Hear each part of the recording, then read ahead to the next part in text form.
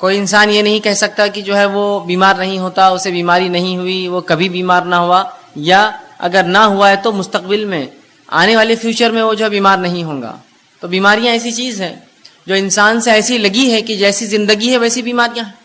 انسان پیدا ہوا تو بیماریاں، پیدا ہوا تو انفیکشنز، پیدا ہوا تو فلاں مسائل، پیدا ہوا تو فلاں، اور بیماریاں مطلب انسانی سماج، انسانی زندگی سے بالکل بہت گہرائی سے لگی ہوئی، اس سے مستثنا، اس سے ایکسیپشنل، اس سے بچ کر کسی کو چارہ انسان کو ہی نہیں کہ بیمار نہ ہو۔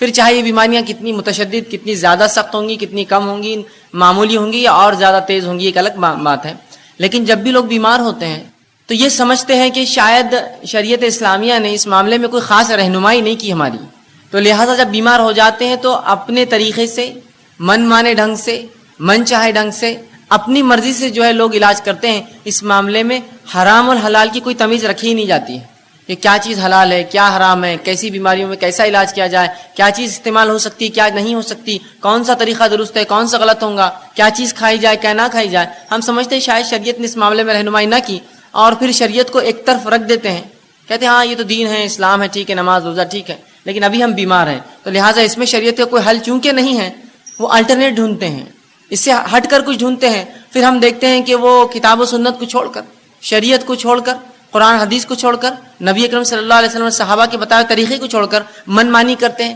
مثال کے طور پر کوئی تعویذ لٹکا لیتا ہے، یہ سمجھتا ہے کہ اس سے شاید شفا ہو جائے، اس لیے کہ فلاں کسی نے کہہ دیا کہ بیئر پینے سے جو ہے پتھری نکل جاتی، تو ان کو لگا کہ اب علاج چکی ہے، شریعت اس میں کوئی رہنمائی تو کرتی نہیں ہے، لہٰذا آپ شراب پینا شروع کر دو۔ کچھ لوگوں کو دیکھا گیا کہ وہ گانجا اور افیم پیتے ہیں، اس لیے کہ انہیں لگتا ہے کہ فلاں مرض کا کوئی علاج نہیں ہے، شریعت نے اس میں رہنمائی نہیں کی، لہٰذا ہم یہ کر لیں۔ اور پتہ نہیں کیا کیا لوگ اس میں کرتے ہیں، بنا حلال اور حرام کی تمیز رکھے، بنا جانے کہ یہ چیز جو استعمال کی جا رہی ہے شریعت نے اس کو سینکشن کیا نہیں کیا، حلال جانا نہیں جانا، اس کو حرام تو نہیں قرار دیا۔ اور اس معاملے میں جب کوئی کہتا بھائی حرام ہے حلال، تو کہتے دیکھو ہم بیمار ہیں، ہماری تکلیف ہم کو معلوم ہے، آپ ذرا خاموش بیٹھ جائے تو اچھا ہے، اس معاملے میں ہمیں کرنے دیجیے جو ہم کر رہے ہیں، اگر مجھے اس سے سکون ملتا ہے تو میں اسی کو اختیار کرتا ہوں۔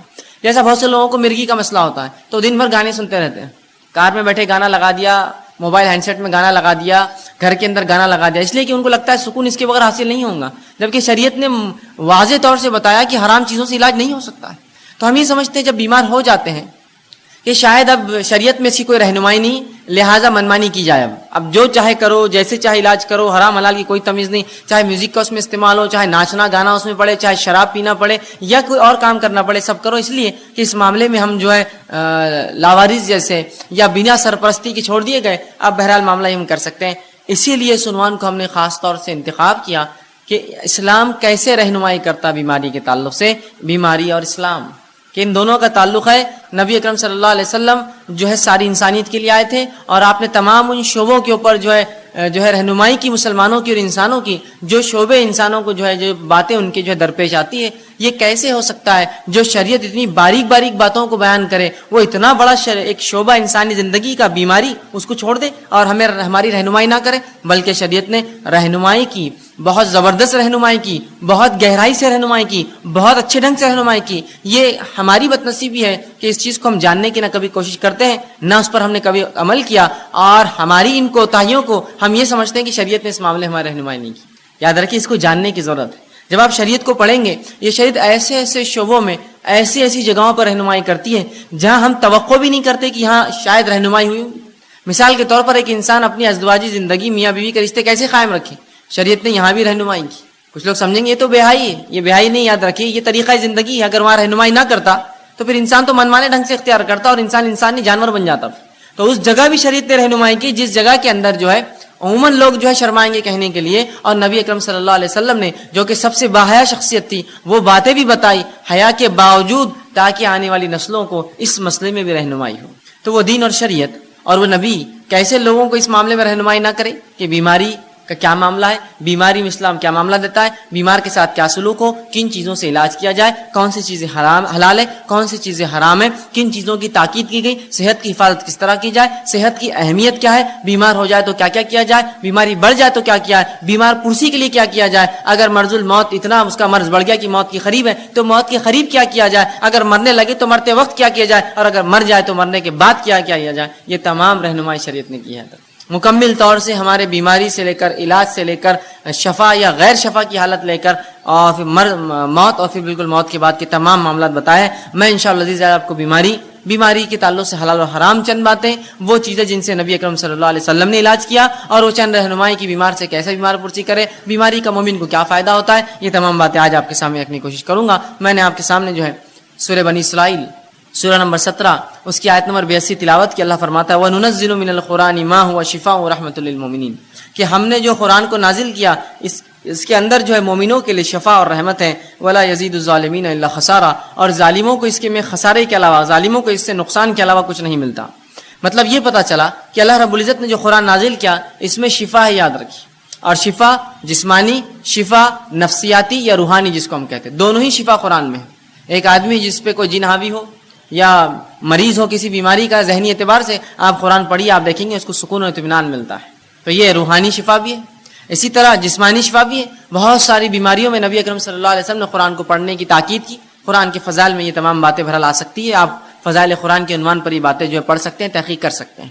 بہرحال آئیے، تو اللہ نے فرمایا کہ ہم نے اس قرآن کو نازل کیا جس کے اندر مومنوں کے لیے شفا ہے اور رحمت ہے، اور ظالموں کو اس کے اندر خسارہ ہے. ظالموں کے لیے تو قرآن نقصان ہے، اس لیے کہ اللہ کی کتاب مان کر اس کو نہیں پڑھتے، ان کے لیے ہدایت نہیں ہے اس کے اندر، لہٰذا وہ خسارہ اٹھاتے ہیں. ورنہ مومنین کے لیے تو شفا ہے اور رحمت ہے اس قرآن کے اندر. اور اسی مقصد کے تحت اللہ نے اس کو نازل کیا. وَنُنَزِّلُ، ہم نے اس کو نازل کیا یہ مقصد کے تحت کہ مومنوں کو شفا اور رحمت اس سے حاصل ہو، اور ظالموں کو اس سے نقصان کے سوا اور کچھ حاصل نہیں ہوتا، یاد رکھیے. اسی طرح نبی اکرم صلی اللہ علیہ وسلم کا ایک فرمان سنن ابن ماجہ کی ایک حدیث میں نے آپ کے سامنے تلاوت کی. اللہ کے رسول صلی اللہ علیہ وسلم فرمایا کہ اللہ رب العزت نے ایسی کوئی بیماری نہیں جس کو نازل کیا. اس حدیث سے پتہ چلتا ہے کہ بیماری اللہ کی طرف سے آتی ہے. رسول اللہ فرماتے ہیں ان اللہ لم ينزل، کہ ایسی کوئی بیماری نہیں ہے جس کو اللہ نے نازل کیا لیکن اس کی شفا، اس کی دوا بھی نازل کر دی، اس کا علاج بھی نازل کر دیا. شفان فتداؤ، تو لہٰذا تم دوا کرو، علاج کراؤ. تو یہاں اس حدیث میں نبی اکرم صلی اللہ علیہ وسلم وضاحت کر دی کہ ایسی کوئی بیماری نہیں ہے جس کو اللہ نے نازل کیا ہو. تو پتہ چلا بیماریاں آسمان سے آتی ہے، اللہ بیماریاں دیتا ہے لوگوں کو، لیکن اس کا علاج بھی اتارتا ہے ان بیماریوں کے ساتھ. فتداؤ، تو لہٰذا تم دوا کرو، علاج کرایا کرو. تو پتہ چلا علاج کرانا چاہیے. بیماریاں اللہ کی طرف سے، بیماری اللہ بہرحال مختلف، کبھی سزا کے طور پر، کبھی آزمائش کے طور پر لوگوں کو دیتا ہے، اور اس کے بعد ہمیں حکم یہ آیا، اس کی دوا اللہ نے اتاری ہے، لہٰذا تم اس کے لیے دوا کرو، اس کے لیے علاج کرو. تو اس حدیث میں ان لوگوں کے لیے بھی تاکید ہے جو سمجھتے ہیں کہ علاج کرانا درست نہیں ہے، بس بیماری ہے تو بس توکل کرو، اللہ پر بھروسہ کرو اور بیماری کو سہتے رہو، بلکہ آپ علاج کرا سکتے ہیں. نبی اکرم صلی اللہ علیہ وسلم نے کہا دوا کرو، علاج کرواؤ بیماری کا. ٹھیک. اسی طرح ہم دیکھتے ہیں بیماری جو ہوتی ہے یہ صحت کا الٹ ہوتی ہے. انسانی جسم کی جو کیفیات ہوتی ہیں جس پہ انسان جیتا ہے جو سماج میں، وہ دو ہی کیفیات ہوتی ہیں، ایک صحت مندی کی اور ایک بیماری والی کیفیت.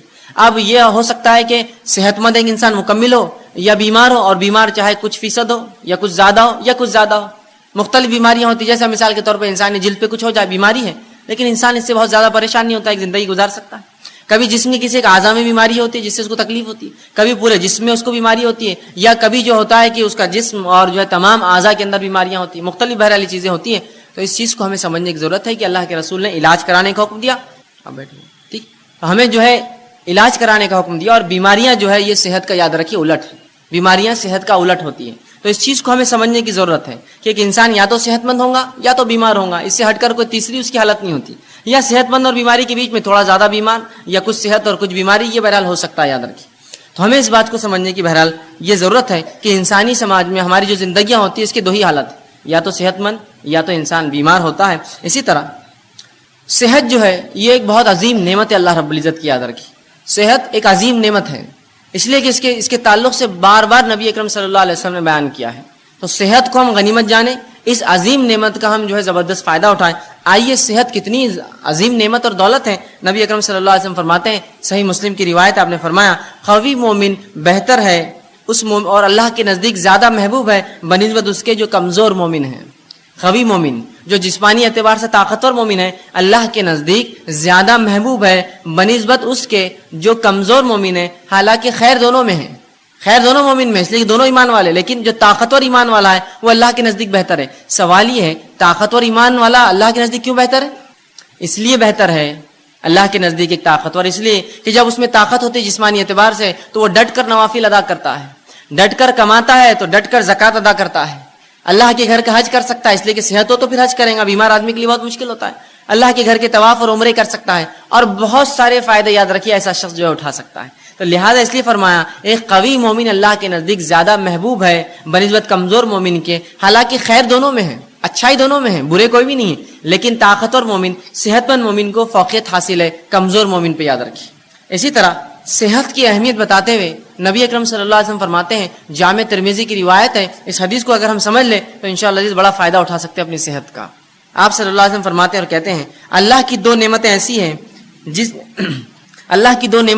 ہیں جس کا بہت سے لوگ فائدہ نہیں اٹھاتے. کیا فرما رہے نبی اکرم صلی اللہ علیہ وسلم؟ اللہ کی ایسی بہت ساری نعمتیں ہیں جن کا مومن فائدہ نہیں اٹھاتے. مطلب پتہ ہی چلا کہ اس کا فائدہ اٹھاؤ, اگر الگ انداز سے بولا ہے تو مانا ہی فائدہ اٹھاؤ. تو اللہ کی بالخصوص دو نعمتیں ایسی ہیں جس کا ہم لوگ جو ہے فائدہ کم اٹھاتے, نہیں اٹھاتے. اور فرمایا پہلا صحت. دو چیزیں نعمتیں اللہ کی ایسی ہے جس کا لوگ فائدہ نہیں اٹھاتے, اور خطاب ہم مسلمانوں سے. پہلا صحت کا فائدہ اٹھانا چاہیے, اس لیے کہ دوسری کی روایت میں جامع ترمذی کی آپ نے فرمایا صحت کا فائدہ اٹھا لو اس سے پہلے کہ بیماری آ جائے. تو صحت کا فائدہ نہیں اٹھاتے آپ فرما رہے. دوسرا جو نعمت اللہ کی جس کو ہم ضائع کرتے ہیں وہ کیا ہے؟ آپ فرماتے ہیں دوسرا والفراغ اور خالی وقت. یہ دو نعمت اللہ کی عظیم نعمت ہے, ایک صحت اور خالی وقت. اور رسول اللہ فرماتے ہیں ان دو کا مومن فائدہ نہیں اٹھاتے. اور واقعی میں بات کتنی سچ ہے کہ جب اللہ ہمیں صحت دیتا ہے تو ہم کوئی کام نہیں کرتے ہیں, جب بیماری آتی تو ذکر و اذکار, صدقات, نوافل سب کا ہمیں جوش جاگ جاتا ہے. جب صحت تھی کیوں نہیں فائدہ اٹھایا؟ جب ذکر و اذکار کرتے, جب نمازیں پڑھتے, قیام کرتے, اہتمام کرتے, اس لیے کہ جب اللہ نے طاقت دی تھی. یا پھر جوانی تو چھوڑ دیتے ہیں, جوانی جب گزر جاتی ہے اور بڑھاپے میں پھر تمام اعمال کرنے کی کوشش کرتے جو جوانی کی عبادتیں تھیں. یقیناً شریعت یہ نہیں کہہ رہی کہ بڑھاپے کی عبادتیں قبول نہیں ہوتی, لیکن جوانی کی عبادتیں زیادہ مطلوب ہے بڑھاپے کے مقابلے میں, اس لیے کہ یہاں انسان ینگ ہوتا ہے, اس میں جوش ہوتا ہے, اور بہت سارے ایسے کام کر سکتا ہے جو عمر نہیں کر سکتا ہے وہ بڑھاپے کی عمر میں. تو کہا دو ایسی نعمتیں ہیں جس کا انسان فائدہ نہیں اٹھاتے, لوگ فائدہ نہیں اٹھاتے, مسلمان نہیں اٹھا رہے ہیں. ایک صحت اور دوسرا الفراغ اور خالی وقت. کتنی صحیح بات کہی. آج کتنا خالی وقت ہمارے نوجوانوں کے پاس ہے, لیکن کیا اس کا استعمال ہو رہا ہے؟ نہیں ہوتا ہے. کہاں ہوتا ہے؟ لوگ کہتے ہیں میں مصروف ہوں, لیکن مصروفیت کیا ہے؟ 2 گھنٹے 4 گھنٹے کہیں جا کے اور اس کے بعد خالی وقت بیٹھے ہیں, کبھی کھا رہے ہیں, کبھی کھیل رہے ہیں, کبھی بیٹھ رہے ہیں, کبھی چائے کی دکان پہ, کبھی ہوکو پارلر کے اندر ہے, تو کبھی جم میں پڑے ہوئے, تو کبھی سوئمنگ پول پہ خالی وقت گنوا رہے ہیں, تو کبھی گھومنے پھرنے جا رہے ہیں. گویا اگر ایک انسان پورا 1 مہینہ اپنا شیڈیول نکالے, اپنا ٹائم ٹیبل بنائے, تو دیکھیے اس کے اندر سے میں سمجھتا ہوں بمشکل ہر روز 2 سے 3 گھنٹے ایسے جو واقعی میں جینوین یقینی طور سے وہ جو کچھ کام کرتا ہے, باقی سب رکامہ ہوتا ہے, خالی ہوتا ہے, اور فالتو کاموں کو وہ کام سمجھتا ہے. تو کتنی صحیح بات آپ صلی اللہ علیہ وسلم فرمائی. 2 نعمتیں ہم ضائع کرتے ہیں, ایک صحت, دوسرا خالی وقت. تو صحت کا استعمال کر لیجئے اس سے پہلے بیماری آئے, خالی وقت کا استعمال کر لیجئے اس سے پہلے کہ اللہ ایسی مصروفیت دے پھر آدمی خالی ترستا رہے, کاش کہ یہ ٹائم ہوتا تو یہ کرتا, کاش یہ وقت ہوتا تو یہ کام کرتا. 2 نعمتوں کا رسول اللہ فرماتے ہیں. تو پتہ چلا صحت بڑی عظیم نعمت ہے, تبھی کہا جا رہا ہے کہ ان 2 نعمتوں کو لوگ فائدہ نہیں اٹھاتے ہیں. اسی طرح جامع ترمذی کی روایت ہے, آپ صلی اللہ علیہ وسلم فرماتے ہیں, بہرحال جو پہلی حدیث میں نے اسے یاد رکھی, بیماری مومنوں کے لیے آزمائش. اور اللہ رب العزت مومنوں کو کیوں آزماتا ہے؟ وہ اس لیے آزماتا ہے تاکہ جانے, جانچے, پرکھے کہ جب ہم دعویٰ کرتے ہیں ایمان کا تو کتنے سچے ہم دعوے میں, اور جب اللہ اس دعوے کے مطابق آزمائش کرتا ہے تو کتنے کھرے اس آزمائش میں اترتے ہیں. تو اللہ رب العزت مومنوں کو آزماتا ہے بیماری کے ذریعے. تو یاد رکھیے مسلم کی روایت ہے, صحیح مسلم اور مسند احمد کی, آپ صلی اللہ علیہ وسلم فرماتے ہیں مومن کا معاملہ بڑا عجیب ہے. جب اللہ اسے فراوانی دیتا ہے, خوشحالی دیتا ہے, تو اللہ کا شکر بجا لاتا ہے, یہ اس کے لیے خیر ہے, ثواب کا باعث ہے. اور جب اللہ تنگ دستی دیتا ہے, مصیبت دیتا ہے, پریشانی دیتا ہے, بیماریاں دیتا ہے, تو تب صبر کرتا ہے, یہ اس کے لیے خیر اور باعث کا معاملہ ہوتا ہے. اور یہ معاملہ سوائے مومن کے کسی اور کا نہیں ہوتا. مطلب مومن کے تمام معاملے خیر اور برکت والے ہیں کہ اگر اللہ نے فراوانی دی اللہ کا شکر ادا کرتا ہے, اس کا اجر پاتا ہے. اللہ نے تنگ دستی دی, مشکل دی, بیماری دی, تو اس پر صبر کرتا ہے, اور ان دونوں کے اندر وہ جو ہے بدلہ پاتا ہے. اسی طرح سنن ابن ماجہ کی روایت ہے, آپ صلی اللہ علیہ وسلم فرماتے ہیں سب سے زیادہ جو لوگ انسانوں میں آزمائے جاتے ہیں, سب سے زیادہ جو لوگ انسانوں میں آزمائے جاتے ہیں وہ سب سے پہلے ہوتے ہیں انبیاء علیہ الصلوۃ والسلام, یہ سب سے زیادہ آزمائے جاتے ہیں. دوسرا فرمایا علماء حق, یہ دوسرے نمبر پہ جو آزمائے جاتے ہیں. تیسرا فرمایا صالحین اس امت کے نیک لوگ یہ تیسرے نمبر پہ آزمائے جاتے ہیں. اور فرمایا ان میں سے کچھ ایسے گزرے ہیں پچھلی قوموں میں, انبیاء, علماء حق اور صالحین, کہ جن کو ایسی بیماریاں اللہ نے دی کہ جن کے جسم میں کیڑے پڑ گئے. بیماری آزمائش ہے, ان کے جسم میں کیڑے پڑ گئے. صالحین اور ان نیکوکاروں کے اس حد تک بیمار ہوئے کہ اس بیماری میں ان کا انتقال ہو گیا. اسی طرح کچھ ایسے تھے اللہ نے ایسی غربت دی, اتنا غریب بنایا کہ سوائے ٹاٹ کے کپڑے, کھدر جو موٹے کپڑے ہوتے پہننے کے ان کے پاس نصیب نہ تھا, اور آگے فرمایا پہننے کو کچھ نہ تھا سوائے ٹاٹ کا کپڑا, لیکن اس میں وہ اس سے زیادہ خوش تھے جتنا تم فراوانی اور خوشحالی میں خوش رہتے ہو.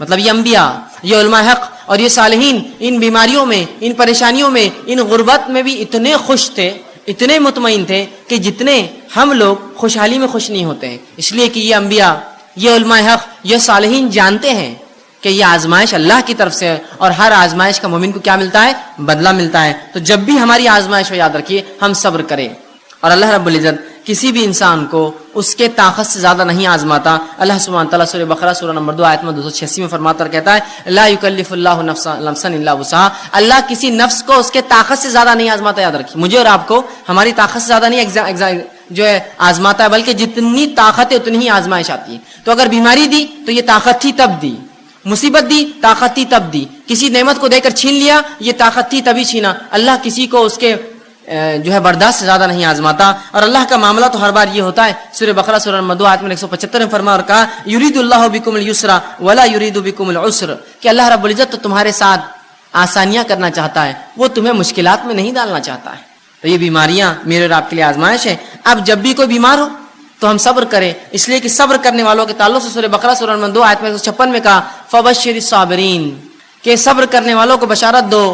یہاں خوشخبریاں دینے کا حکم دیا کہ جو لوگ صبر کرتے ہیں فبشر الصابرین الذین اذا اصابتهم مصیبۃ قالوا انا للہ وانا الیہ راجعون, کہ جو لوگ مصیبت جن پر آتی ہے اور مصیبت میں صبر کرتے ہیں ان کو خوشخبریاں دے دو, اور جب ان پر مصیبت آتی ہے تو یہ مومن کہتے ہیں قالوا انا للہ وانا الیہ راجعون, ہم اللہ کی طرف سے آئے تھے اس کی طرف لوٹ کر جانا ہے.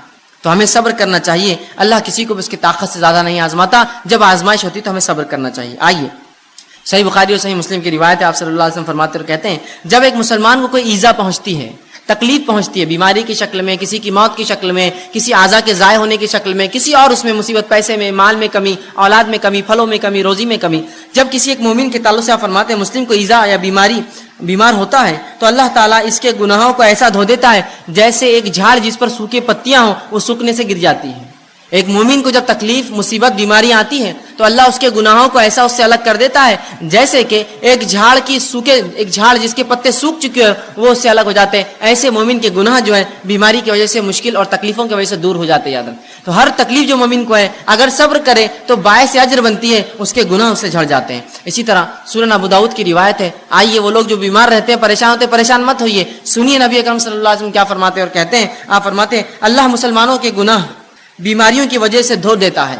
اللہ مسلمانوں کے گناہ بیماریوں کی وجہ سے دھو دیتا ہے, اس حد تک کہ جیسے سونا اور چاندی کے میل کو آگ الگ کر دیتی ہے, بیماریاں مومن سے اس کے گناہوں کو ویسی الگ کر دیتی ہے جیسے آگ سونے اور چاندی کے میل کو الگ کر دیتی ہے. آپ جانتے ہیں نا سونے چاندی کو صاف کرنے کے لیے اس کو آگ میں ڈالا جاتا ہے, پگھلنے کے بعد سونا چاندی جو ہے رہ جاتا ہے اور غلاظت اوپر آتی ہے, اس سے نکال لی جاتی ہے.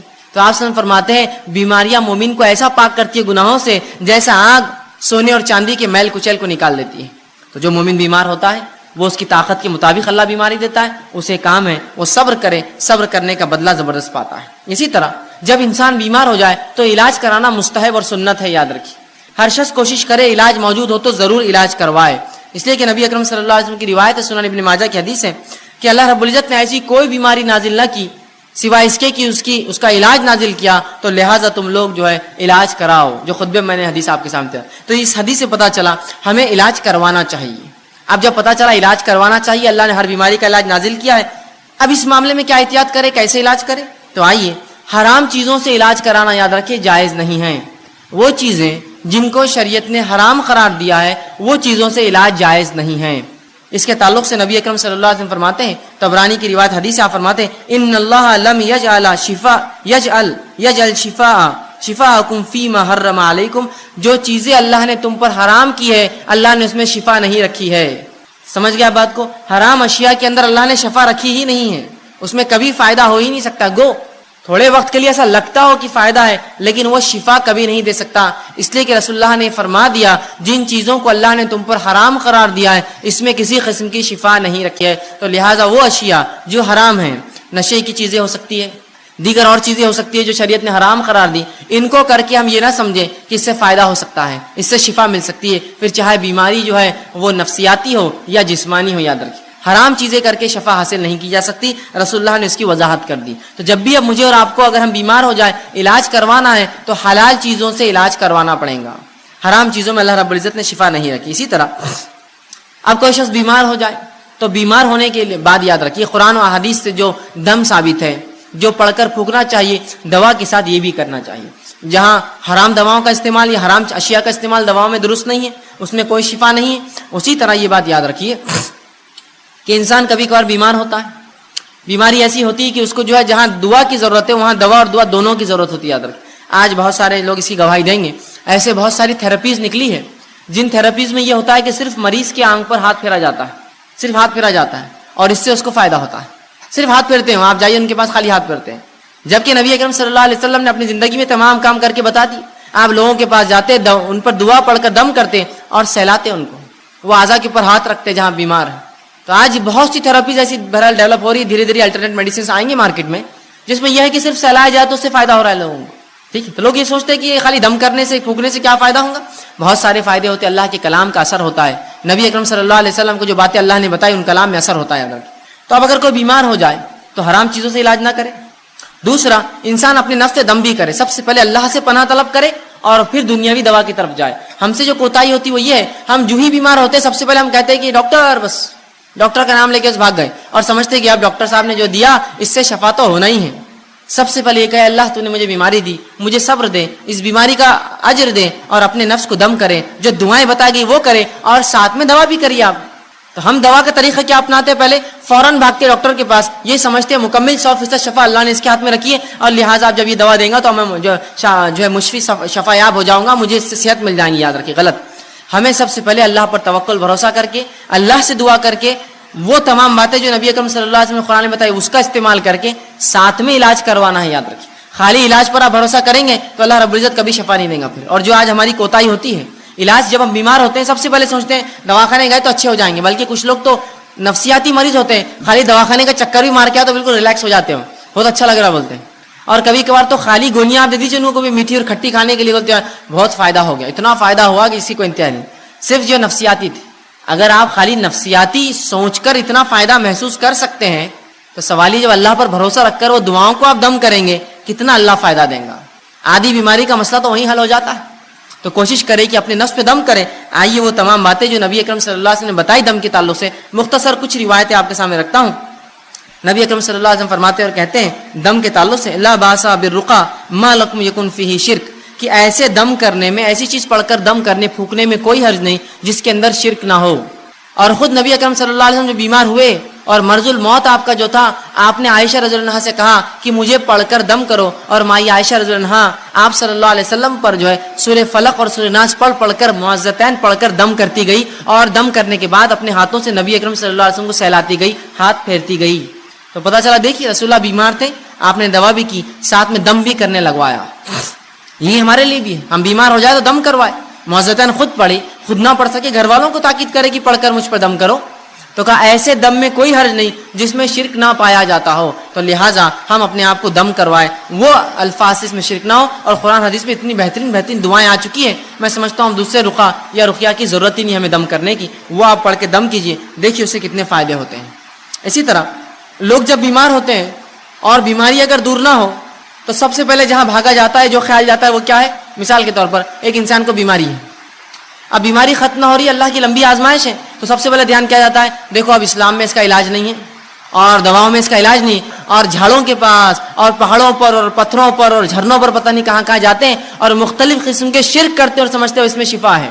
یہ بات کی گواہی سب دیں گے، جبکہ شریعت نے یہاں بھی رہنمائی کی، کہا بیماری اللہ کی طرف سے صبر کرو، اس کا بدلہ طلب کرو اور حلال چیزوں سے علاج کرو، اور جو دم ہے کتاب و سنت ثابت وہ دم کرو، لیکن خراب حرام کام نہ کرو. تو سب سے پہلا کام جو کرتے ہیں ہم لوگ تعویذات، تعویذ کی طرف سب سے پہلے متوجہ ہوتا ہے. یہ تعویذ یہاں باندھ لو تو ہاتھ کی بیماری دور، وہ تعویذ پیر پہ باندھ لو تو پیر کی بیماری دور, یہ تعویذ کمر پہ باندھ لو تو کمر کا مسئلہ حل ہو گیا, یہ تعویذ کو سر پہ باندھو تو یہ مسئلہ ہو گیا, یہ کڑا پہننے سے بیماری دور رہتی, فلاں کڑا ہاتھ پہ باندھنے سے یہ, چاندی کا کڑا پیر میں ڈالے تو یہ ہوتا, کان میں ایک بالی ڈالے تو مرغی کا مرض دور ہو جاتا, فلاں کرے تو فلاں ہوتا, ناک ٹوچ دیے تو فلاں ہوتا, اور ہما اقسام کی, وہاں کڑا لگا دی تو یہ ہوتا, یہاں چھلا ڈالے تو فلاں ہوتا, وہاں بلا اگر رکھے چاندی کا تو وہ مسئلہ حل ہو جاتا, وہاں گھوڑے ہوتے ہیں نا, گھوڑے بنے ہوئے پتہ نہیں ہاتھی بنے ہوئے لے جا کر پر جو بلے رکھتے ہیں چاندی کے, یہ ڈالنے سے فلاں ہوتا, وہاں خفل ڈالنے سے یہ ہوتا, وہاں تاگا باندھنے سے مسئلہ ہوتا, یہاں کوڑی اور سیپی رکھنے سے یہ مسئلہ ہو جاتا, وہ دھاگا کالا یوں باندھنے, یہ پیلا دھاگا, دانت نکلنے کے لیے بچوں کی آسانی ہو تو فلاں پتہ نہیں تعویذ پہنا دیا جاتا, ہاتھ میں فلاں رکھے تو نظر نہیں لگتی. یہ تمام فالتو باتیں, یہ خرافات, یاد رکھیے تمام حرام چیزیں ہیں. نبی اکرم صلی اللہ علیہ وسلم نے جہاں پڑھ کر دم کرنے کا حکم دیا, وہیں تعویذ اور گنڈوں کی حرمت یاد رکھی بیان کی کہ یہ تعویذات کچھ نہیں کر سکتے انسان کو. آئیے جو لوگ تعویذات پہنتے بیماری کے علاج کے لیے, سنیے نبی اکرم صلی اللہ علیہ وسلم کیا فرما رہے ہیں. آپ نے مسند احمد کی روایت ہے, فرمایا اور کہا من علق تمیمۃ فقد اشرک, جس نے کسی بیماری کے علاج کے لیے, کسی فتنے سے بچنے کے لیے, شیطانی وسوسوں سے بچنے کے لیے, کسی آفت کو ٹالنے کے لیے, کسی اچھائی کو لانے کے لیے تعویذ لٹکا لیا, من علق تمیمۃ فقد اشرک, اس نے شرک کیا. اندازہ لگا رہے ہیں آپ شرک کس کو کہتے ہیں؟ اللہ کے ساتھ اس تعویذ کو شریک کیا. ابھی تعویذ کی شکل تاگے ہو سکتے ہیں, دھاگے ہو سکتے ہیں, کڑے ہو سکتے ہیں, مالے ہو سکتے ہیں, سیپی ہو سکتے ہیں, کوڑیاں ہو سکتے ہیں, اور پتہ نہیں کیا کیا, انسانی کھوپڑی کی ہڈیاں ہو سکتی ہے, جانوروں کی جو جلدیں ہو سکتی ہے, الو ہو سکتا ہے, کوا ہو سکتا ہے, تیتر بٹیر, کچھ بھی پتہ نہیں. لوگ کہتے ہیں یہ کرنے سے بہت فائدہ ہوتا ہے, فلاں کرو, الو کو کاٹ کے ذبح کرو تو یہ ہوتا ہے, بڑباغل کو فلاں کرو تو یہ ہوتا ہے, فلاں چیز کی تمام حرام چیزیں. یا کوڑی لگا دی تو یہ ہوتا, سیپی ٹھوکے تو یہ ہوتا, مالے سے ہوتا, کنکر سے ہوتا, موتی سے ہوتا, سیپی سے ہوتا, یہ تمام حرام. جس نے اس عقیدے سے کوئی ایسی چیز لٹکا لی کہ اس سے برائیاں دور ہوتی ہے, بلائیں دور ہوتی ہے, آفتیں دور ہوتی ہے, اچھائی آتی ہے, بیماریاں جاتی ہے, تو کہا من علق تمیمۃ فقد اشرک, اس نے شرک کیا, وہ اللہ کے ساتھ اس نے اس تعویذ کو شریک کر دیا. اب بہت سے لوگ بولتے تاگا تو ہے, کیا ہوتا ہے یہ تاگا؟ اگر ہاتھ پر رہ گیا اور مر گئے تو آخرت میں اللہ رب العزت رب نہ ہوا, آخر میں اللہ کہیں گا اس تاگے سے ہی مانگ لے جو مانگنا ہے, میرا بندہ تو کہاں تھا, تو نے تو اس پہ اعتقاد رکھا, کیا برا حال ہوگا. آئیے سنیے نبی اکرم صلی اللہ علیہ وسلم آگے کیا فرماتے. مسند احمد کی یہ بھی روایت آپ فرماتے من علق تمیمۃ فلا اتم اللہ له ومن علق ودعۃ فلا ود اللہ له. سنیے اللہ کے رسول فرماتے ہیں جو تعویذ گلے میں لٹکا دے اللہ اس کی کبھی مراد پوری نہ کرے. رسول اللہ بدوا دے رہے ہیں اس کو, جو تعویذ گلے میں لٹکا لے اللہ اس کی مراد کبھی پوری نہ کرے. اور جو کوڑیاں اور سیپیاں, نبی اکرم صلی اللہ علیہ وسلم کے زمانے میں لوگ جانوروں کی چیزوں کی حفاظت کے لیے کوڑی اور سیپی لٹکاتے, مطلب تعویذ لٹکاتے بیماری نہ آنے کے لیے, کوڑیاں اور سیپی لٹکاتے کہ برائی نہ آئے, خیر کو لانے والا. تو کہا جو کوڑی اور سیپی لٹکا لے, آپ فرماتے ہیں جو لٹکا لے اللہ رب العزت اسے کبھی آرام نہ دے. جو تعویذ لٹکا لے اللہ رب العزت آپ فرما رہے ہیں کہ اس کو جو ہے کبھی جو ہے اللہ کے رسول فرماتے ہیں کہ اس کی مراد پوری نہ کرے اللہ, جس نیت سے ٹانگ کبھی نہ کرے. اور جو سیپی لٹکا لے, کوڑیاں اس زمانے میں لوگ لگاتے تھے تاکہ اس سے خیر آئے, فرمایا اللہ اس کو کبھی آرام نہ دے. اسی طرح آپ صلی اللہ علیہ وسلم نے مسند احمد کی روایت ہے, ایک شخص کو دیکھا جس کے ہاتھ میں ایک ڈنڈ پر ایک کڑا تھا. بہت سے لوگ پہنتے نا چاندی کے کڑے, چھلے, پتہ نہیں مالے, گلے میں دھاگے, تاگے. سن لیجئے وہ لوگ غور سے سنیے. نبی اکرم صلی اللہ علیہ وسلم ایک شخص کو دیکھا کہ ہاتھ میں اس کے کڑا تھا ڈنڈ پر.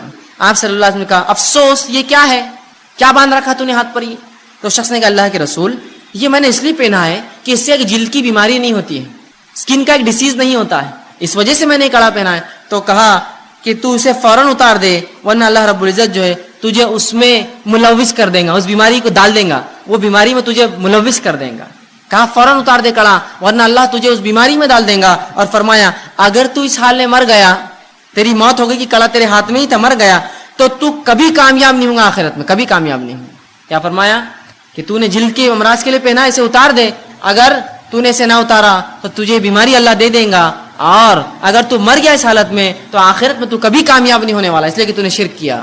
تو لہٰذا ہمیں حلال چیزوں سے علاج کروانا ہے, تعویذ گنڈوں میں کوئی علاج نہیں ہوتا. یاد رکھ, آپ دعائیں پڑھیے قرآنی, آپ دعائیں پڑھیے نبوی, یہ علاج کا یاد رکھیے جائز طریقہ ہے. آپ بعض دعائیں جو نبی اکرم صلی اللہ علیہ وسلم نے دم کیا اپنے نفس پر جب آپ بیمار ہوتے تھے, تو آئیے وہ دعائیں آپ کے سامنے رکھتا ہوں. دیکھیے یہ تمام باتیں دنیاوی علاج کے ساتھ چل رہا ہے, آپ دنیاوی علاج کراتے ہوئے یہ تمام کام کر رہے ہیں. یاد رکھیے میں نے یہ نہیں کہا آپ سے کہ آپ دنیاوی علاج چھوڑ دیجیے اور باقی یہی کرتے رہیے, کافی ہے. آپ دواخانے بھی جائیے لیکن پہلے یہ ہوگا, اور ساتھ میں پھر علاج کرواتے رہیے, اور پھر صبر کرتے رہیے, اللہ سے دعا کرتے رہیے. تو علاج کے ساتھ یہ سب چل رہا ہے, اس لیے کہ یہ دونوں ملیں گے تو شفا ہے. یاد رکھیے. آئیے آپ صلی اللہ علیہ وسلم نے جو بعض دعائیں کی شفا کے لیے اس آپ کے سامنے رکھتا ہوں, بس مختصر رکھوں گا. صحیح بخاری کی روایت ہے, آپ صلی اللہ علیہ وسلم جب کسی مریض کے پاس جاتے تو اس کے جسم پر ہاتھ رکھتے اور یہ دعا پڑھتے اس کی شفا کے لیے. دعا یوں اللہم رب الناس اذهب الباسا اشفی انت شافی، کہ اے اللہ انسانوں کو پالنے والے، انسانوں کے رب، اس سے تکلیف دور فرما، اس سے تکلیف دور فرما، اشفی انت شافی، اس کو شفا دے، تو شفا دینے والا ہے، لا شفا الا شفاؤ، تیرے علاوہ کوئی اور شفا دینے والا نہیں ہے، شفاء لا یغادر سقما، ایسی شفا دے کہ جو بیماری کو بالکل نہ چھوڑے۔ یہ دعا کرتے اس بیمار کے لیے، جب آپ جاتے اس کو پڑھتے اور یہ دعا کرتے کہ مریض پر ہاتھ رکھ کر یہ دعا کرتے، اللہم رب الناس اذھب الباس، اے اللہ جو انسانوں کا رب ہے اس سے اس کی بیماری کو دور کر۔ اور یقیناً جو آپ فرماتے آگے، اشفی انت شافی، تو شفا دینے والا، تیرے شفا دینے کوئی نہیں ہے، لا شفاؤ کا الا شفاؤ، تیرے علاوہ کوئی شفا نہیں دیتا، شفاء لا یغادر سقما، ایسی شفا دے اس کو کہ اس کی بیماری کو بالکل نہ چھوڑو۔ تو ہم بھی جب مریض کے پاس جائے، کوئی گھر میں مریض ہو جائے، یہ دعا اس کے جسم پر ہاتھ رکھ کے پڑھیے، دیکھے شفا ملیں گی، ساتھ میں علاج بھی بہرحال کراتے رہیں۔ اسی طرح صحیح مسلم کی روایت ہے، ایک شخص نے آپ صلی اللہ علیہ وسلم کے سامنے درد کی شکایت کی، کہا اللہ کے رسول مجھے تکلیف ہو رہی ہے، کسی ایک اعضاء میں درد کی شکایت کی۔ نبی اکرم صلی اللہ علیہ وسلم جب یہ سنا، اس کی درد کی شکایت سنی، تو آپ نے فرمایا کہ تو اپنے اس اعضاء پر جہاں تکلیف ہے اپنا سیدھا ہاتھ رکھ اور 3 بار بسم اللہ پڑھ۔ پیٹ دکھ رہا ہے، پیر دکھ رہا ہے، اچانک سر میں درد شروع ہوا، پتہ نہیں لوگ کیا کیا کرواتے ہیں، سنت سے یہ ہے کہ ہاتھ رکھو اور 3 مرتبہ آپ نے فرمایا بسم اللہ پڑھ، اور اس کے بعد آپ نے فرمایا اور کہا کہ 7 مرتبہ پھر یہ پڑھ، 3 بار ہاتھ رکھ کے کہے بسم اللہ بسم اللہ بسم اللہ کے نام سے، اور اس کے بعد 7 مرتبہ یہ پڑھ، اور آپ نے فرمایا اعوذ بعزت اللہ و قدرتہ، کہ میں اللہ کی بڑائی اور اس کی قدرت کی پناہ لیتا ہوں، من شر ما اجد و حاضر، اس چیز سے جو میں محسوس کر رہا ہوں یا جس کا مجھے اندیشہ ہو رہا ہے۔ تو 3 بار پہلے بسم اللہ کہے اور 7 مرتبہ یہ دعا پڑھے، تو رسول اللہ فرماتے ہیں اللہ رب العزت اس کو جو ہے شفا دیتا ہے۔ اسی طرح صحیح مسلم کی روایت ہے، آپ صلی اللہ علیہ وسلم فرماتے ہیں کہ آپ صلی اللہ علیہ وسلم ایک مرتبہ بیمار ہو گئے، جبرائیل علیہ السلام آئے اور نبی اکرم صلی اللہ علیہ وسلم پہ رقیہ کیا، دم کیا ایک دعا پڑھ کر۔ جبرائیل علیہ السلام نے کیا دعا پڑھی تھی؟ حدیث میں لفظ آتے ہیں، آپ صلی اللہ علیہ وسلم نے صحابہ کو سنا، کہا بسم اللہ ارقیک، کہ میں اللہ کے حکم سے تجھ پہ جو ہے دم کرتا ہوں۔ جبرائیل علیہ السلام آئے اور رسول اللہ پر یہ دعا پڑھ کر دم کی، بسم اللہ ارقیک، کہ اللہ کے نام سے میں تجھے دم کرتا ہوں، من کل دائن یوزیک، ہر اس بیماری سے جو تجھے نقصان دہ ہے، من شر کل نفس، اور ہر نفس کے شر سے اللہ تجھے محفوظ رکھے، وعین حاسد، اور ہر نظر لگانے والے کی نظر بس سے تیری حفاظت کرے، اللہ یشفیک، اللہ تیری جو ہے تجھے شفا دے، بسم اللہ ارقیک، میں اللہ کے حکم سے تجھ کو جو ہے دم کرتا ہوں۔ یہ دعا جبرائیل علیہ السلام نے نبی اکرم صلی اللہ علیہ وسلم پر دم کی۔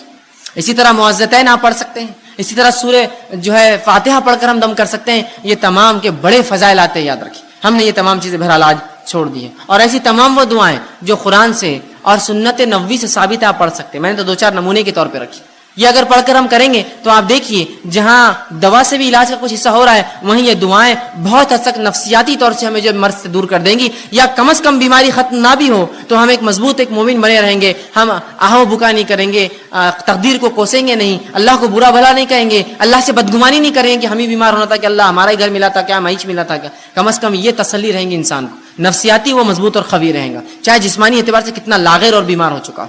تو یہ دعائیں بڑی اہمیت رکھتی ہیں۔ اسی طرح بعض ایسی چیزیں جن سے نبی اکرم صلی اللہ علیہ وسلم نے خود علاج کیا ہو، وہ آپ کے سامنے کچھ رکھتا ہوں واقعات اور کچھ چیزیں جن سے خود نبی اکرم صلی اللہ علیہ وسلم نے علاج کیا ہو۔ لیکن ایک بات اس سے پہلے میں بتا دوں کہ جو باتیں حدیث میں آتی ہے کہ آپ صلی اللہ علیہ وسلم نے ان سے علاج کیا ہے، آج بہت سی مرتبہ یہ ہوتا ہے کہ ہم کہتے ہیں ان سے تو جیسا طب نبوی کتابیں ہوتی ہیں آپ پڑھتے ہیں اور علاج کرنے کی کوشش کرتے ہیں، فائدہ محسوس نہیں ہوتا ہے۔ وہ اس لیے کہ طب کا معاملہ ایسا ہے کہ اس پہ تجربات اور تجزیات کی ضرورت ہے۔ نبی اکرم صلی اللہ علیہ وسلم نے بہت سی باتیں فرمائی، یہ مسلمانوں کی کم علمی رہی، بے خوفی رہی، بد نصیبی رہی کہ طب نبوی ہم نے اپنے ہاتھ سے ضائع کر دی، کبھی اس پہ ریسرچ ہی نہیں کیا۔